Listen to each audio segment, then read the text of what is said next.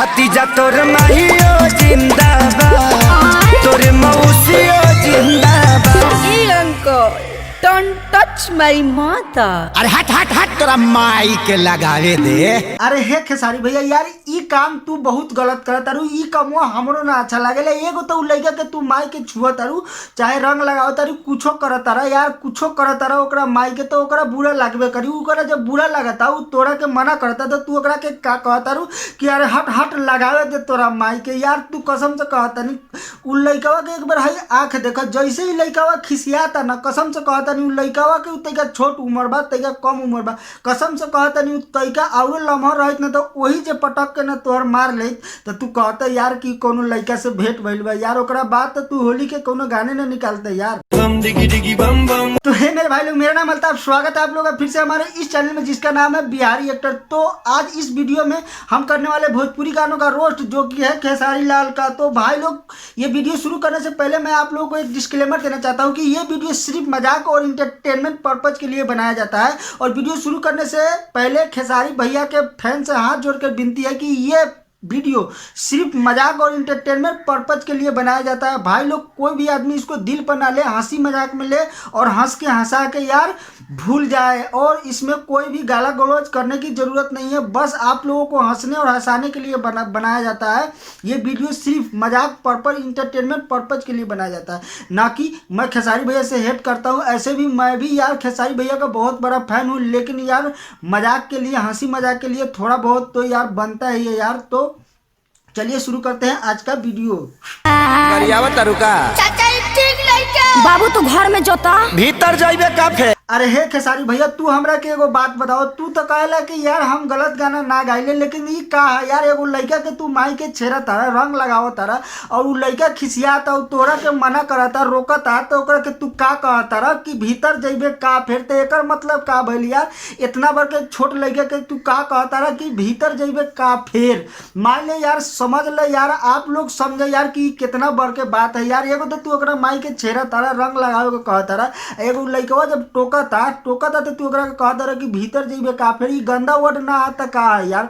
कसम से कहता उ लइकावा तइका छोट बा, अगर कसम से जे हिसाब से उ खिसियाता ना, हमरा बुझाता उ ज्यादा ना 1-2 साल और बड़ा रहित, 1-2 साल थोड़ा सा और बढ़ रहित ना, तो कसम से कहता खेसारी भैया तोरा के वही जे पटक के तोहर गार ले।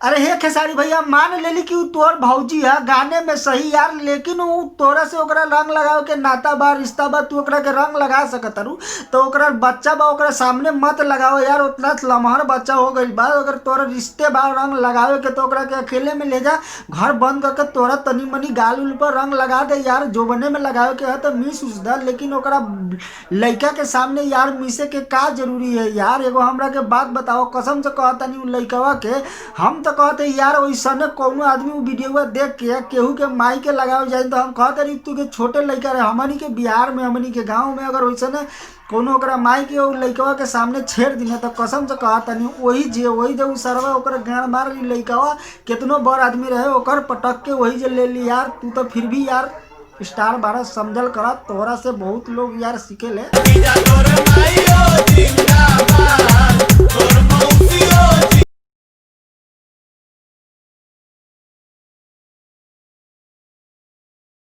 बात सही है यार, खेसारी भैया से काहे ला खिसिए? खेसारी भैया तोरा मरद के रोज देवेले यार, तो ओकरा से काहे ला खिसिए?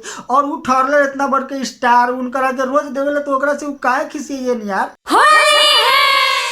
देख ला करे जा, जान जोखिम में डाल के आई बनी। अब एगो हाई सरवा के देखा यार, इतना बढ़िया टिकटॉक और बिगो वीडियो पर ये अपन गान लिबावत रहलन हा, इन सरवा के वहाँ मन न भरल हा तो अपन गाना आई मीन जान जोखिम में डाल के ये अब यूट्यूब पर आ गए और यूट्यूब पर अब गान मरावे आ गए यूट्यूब पर। ये अपन जान जोखिम डाल के यूट्यूब पर अलन और होली के गाना लेके अलन है। भैया के इस सरवा के गाना सुना एक बेर, कैसन कैसन ही गाना गाई, और होली में तो ये विशेष गाना गाई, साले पुआ ने अलार चाट के मरी है। देख ला करे जा, जान जोखिम में डाल के आई बनी।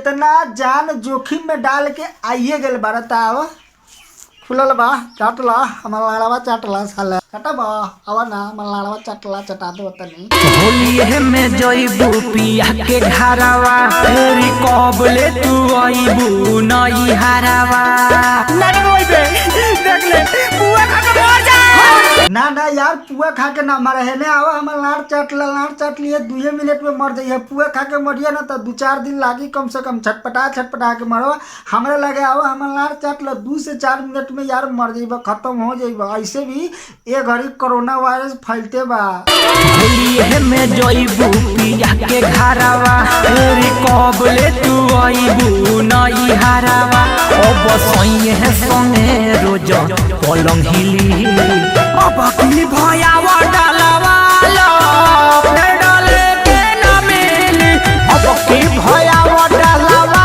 लो फिर डाले के न मिली है मैडम भैया जब इतना प्यार से कह तरे कि अब की बार करवा लो एक बाद करे के न मिली तो आओ एक बेर करवा लो यो सरवा के कोरोना वायरस धइए ले भाई सरवा मराई वाला बा आओ तो एक बेर करवा ला काहे रे करवा ला भूल ना चाहिए नई हरवा के यार के तारा कदी कोई जगह लात मुका खोले बनी तारा ये लगे परा साले लात जूता खाए वाला तोहर मुँहे है चाले है झूठो का कहा तरह कि तोहरे चक्कर में कई बेर लात जूता खैले बारे साले हर वीडियो में तो लाते जूता खाला कह तरह झूठो के भौजी के फंसावो तरह मैडम के फंसावो तरह कि तोहरे चक्कर में लात जूता खैले बारे साले लत खोर तू बढ़ले बारा फिर आ गए यूट्यूब पर लत खोर साला नहीं ते बा बिहारी भैया आवा एकरा में जबरदस्ती डालियो का रे सरवा ओकरा घर में केहू नहीं खे ओकरा के तू जबरदस्ती डाल देवे और तोरा के केहू कुछो बोली ना कसम से कहतनी अगर ओकरा भाई और बाप देख लेलक ना